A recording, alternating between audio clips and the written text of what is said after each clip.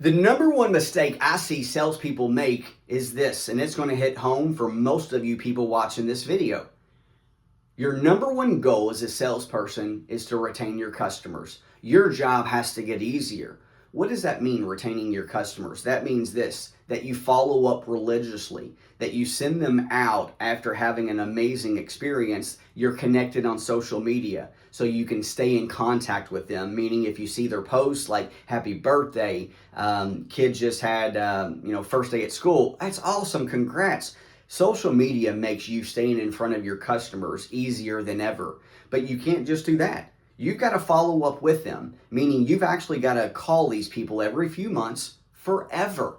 And I am very proud to say that I did that better than 99.9% of the people because I wanted these people to come back. If you keep calling them, where are they going to come back to? Because you showed a sincere interest in these people. Will they send more? Are you more likely to get referrals out of these people? Absolutely. I can't tell you how many times that people would just reach out to me, hey, my friend's wanting a car, here's their number. Like, my God, because why? Because I am a true automotive sales professional, a real one. And the better that you get at following up, your job gets easier in the future. Because you cannot be the hamster on the hamster wheel that just keeps chasing new business every month. I sold this person, don't got to follow up. That's it drives me nuts. Like, follow up with your customers. Like me personally, if they needed to schedule an oil change, you call me. I'll send you my contact information the moment that you agree to buy, and I have it programmed in my phone. I'm going to share you my contact information. It had my name, my phone number, my email, the work address. It had a picture of me, everything. And then also I would share with them roadside assistance because God forbid if something happens, I sold Volkswagens, I'd give Volkswagens roadside assistance. But I would also tell them first, hey, if anything ever happens, call me first. And then also, I'm going to help you whatever you need. I'll never forget this. And this is service, okay? This is retaining customers.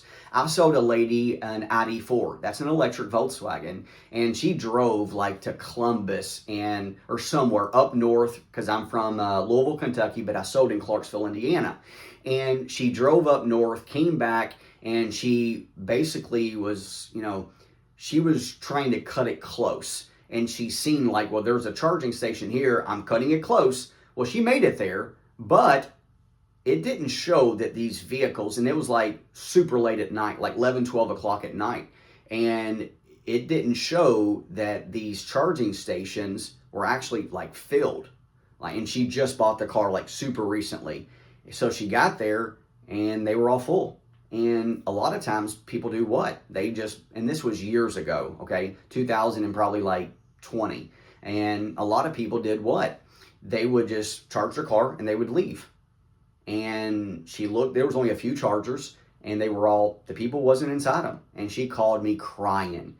And I was like, all right, cool. I'll figure it out. And I was like, what am I going to do? And I figured it out, be creative. Send a driver up there. The driver literally waited for someone to leave and he gave her a car to drive. So she drove back because she's emotionally did I win her over?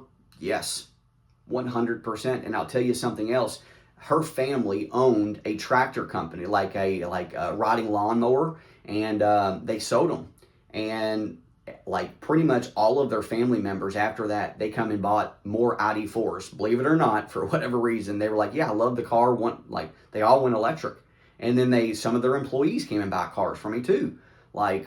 That one thing led to all of this stuff. Whether it led to more sales or not, it was just service. But that's how you retain customers. Just somebody break down. You got to go above and beyond. Whatever it takes. I remember a lady bought a Volkswagen Tiguan. She was in Florida, had a blowout in the middle of freaking nowhere. And I was like, no, I'll take care of you. Send me your location. I called the roadside assistance. I told them, I figured out the closest locations where they were going to tow it to because that's their procedure. I already called them. They already knew about it. That's customer service. And so many people are like, well, what can I do? She's in Florida.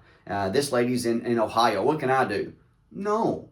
Like, go above and beyond. Something else that I did, and I'm just showing you all like how to retain customers. I would send out, like, I had the receptionist, I would pay her money, and I would have her, like, I had a list of all of these people that I bought, like sticky lists where I could, like, in my database, I would print them off, and then she literally could just take off the label, put them on the envelope, but she had to handwrite the cards. She had to, like, she was in charge of it. But, like, I did all kinds of cards, like Christmas, Thanksgiving, like pretty much every holiday. I wanted to stay in front of my customers. Something else that I did to retain my customers is I had like sticky, like little stickers that were waterproof. I would put right in the gas tank. I would also put it inside the car right next to like the VIN number, like where you scan it. Because every single time that they open up the gas tank, it was like a very, very nice sticker that didn't just come off. At first, I bought some cheap ones, and I realized get water, they fall off. No. So I invested in myself, meaning like advertising, marketing. But also, it's a way for that person to know about me. And then on top of that, like inside their owner's manual, I would put my business card. I would put the service manager's business card. If you needed to schedule an oil change, you call me. I basically online, because most websites you can just go schedule it online. Like, I did all of this stuff to retain customers. And because of that, like, my referrals, the people that came back to me, was everything. So make sure that you treat your customers like family. Like, I went as far as having a red carpet. They got out of the finance office.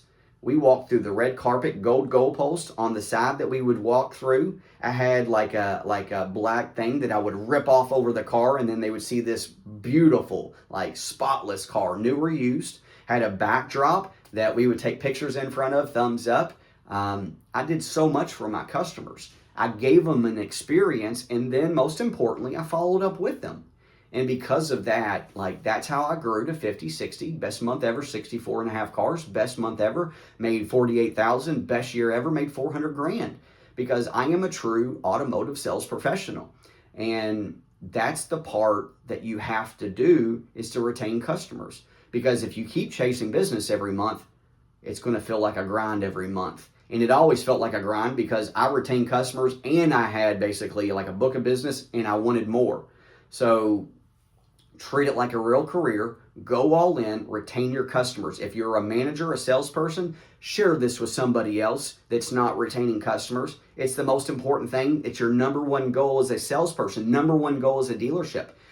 Something I learned at the NADA is a customer, they are worth $1 million to your dealership over the course of the life of that person if you retain them, because they will be loyal, because most dealerships don't follow up. You will. Take pride in what you do. Go all in. Share this with somebody. I love you all. God bless. I have a sales training company. I would love to help mentor you. 502-802-9469. Have a great day. God bless. Believe in yourself, because I do.